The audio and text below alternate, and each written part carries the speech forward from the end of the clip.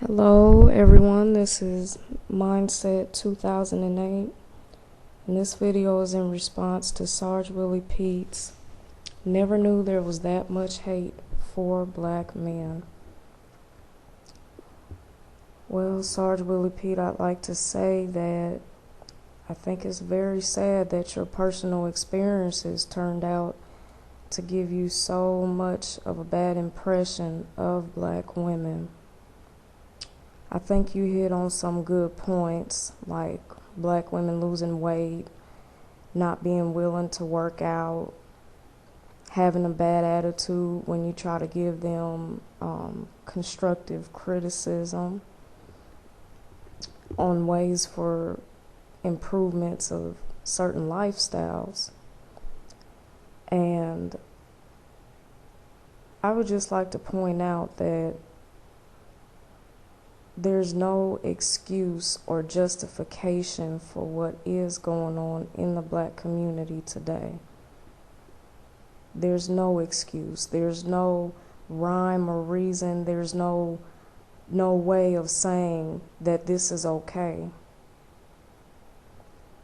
What I am saying is that just like how an alcoholic or a drug addict can go to rehab time and time again, and they never get better because they never find the root or the reason why they're in that stage. So the black community is not getting better because we don't have enough people out there that is trying to get to the root of why the conditions are the way they are today. We all know the very bad, detrimental, whatever you want to call it, effects that slavery on the black community had. And the only way for us to try to offer up solutions is to actually try and break down piece by piece what exactly happened.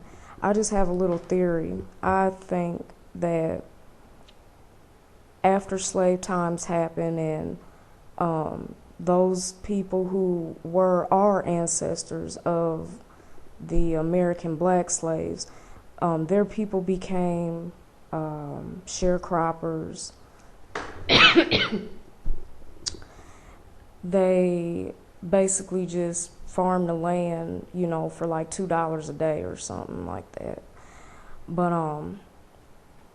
so basically just during that time, the whole entire structure of the black community, of the black family, was built upon survival against the very violent, racist white people that even after emancipation were still going out and capturing black people, killing them by lynching them, raping their women, and just as well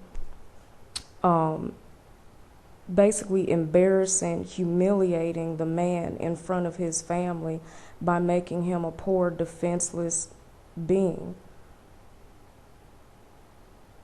So all these years, and I'm sure, some of my points coincide with the Willie Lynch letter. So all these years of black women having to find other ways, developing characteristics to try and try and compensate for the lack of the strong authority figure that the black man can very much so do, the leadership that was there. So to try to compensate for that, black women had to become extra hard and quit concentrating on being the nurturer or being the caretaker. They had to start concentrating on, being the disciplinarian, and I'm sure just as well they started losing faith in their men because their men going through this, they're seeing, wow, not only is it physically weakening them and taking them out of leadership position, it's also mentally weakening them. Prohibiting them from being able to make decisions, the right decisions for themselves, prohibiting them to be able to protect their families, keeping their families out of situations. So, and I am a firm believer in that you cannot put a little boy in a situation where he has no male figure around to lead him, to give him some sort of understanding that he knows, what it's like, what he's feeling like the first girl he likes, or how to groom himself, or, women, I believe, and this is just a general statement, not for all women, but I believe that women, for the most part, don't give as much hassle when we're being told what to do. We might have a problem with it.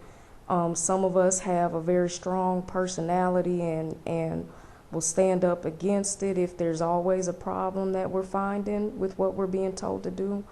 But men, even if they're being told the right thing to do, for the most part, just don't like the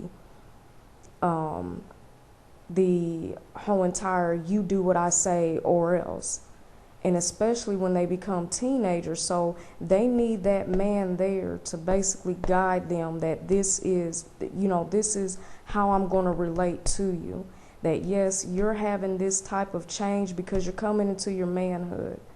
But we don't need to have little boys out there in that position where there are no fathers there, no reasonable fathers there to guide them into that stage. And instead, because women, I'm going to tell you right now, women, what we naturally do is talk. That's how we get our point across. That's how we communicate. So regardless of, and guys just don't talk. They need to be taught things in different ways.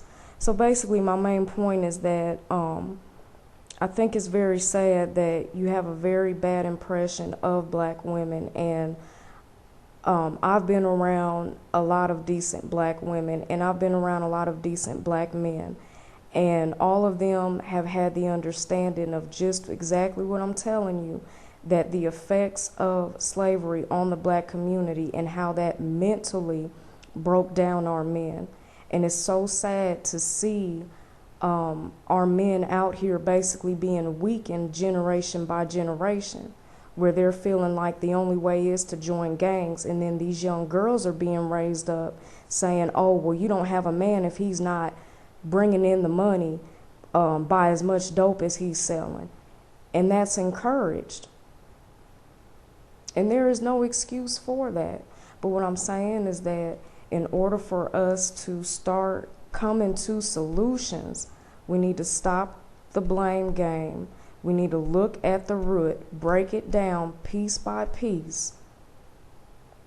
Just like the alcoholic who's in rehab, all of us black folks need to be in rehab right now and get to the bottom of why all these booty shaking and why all this promiscuity and why all this abuse within the homes, abandoning of our children, drug use. That's just right off the top of my head of things that I believe are basically breaking down the black community to where there's no more. And this is not just a woman problem. This is not just a man problem. This is a black people problem. We need to quit pointing the fingers and quit blaming it on the dads that's not being there, or quit blaming it on the moms that's being fast or whatever. We need to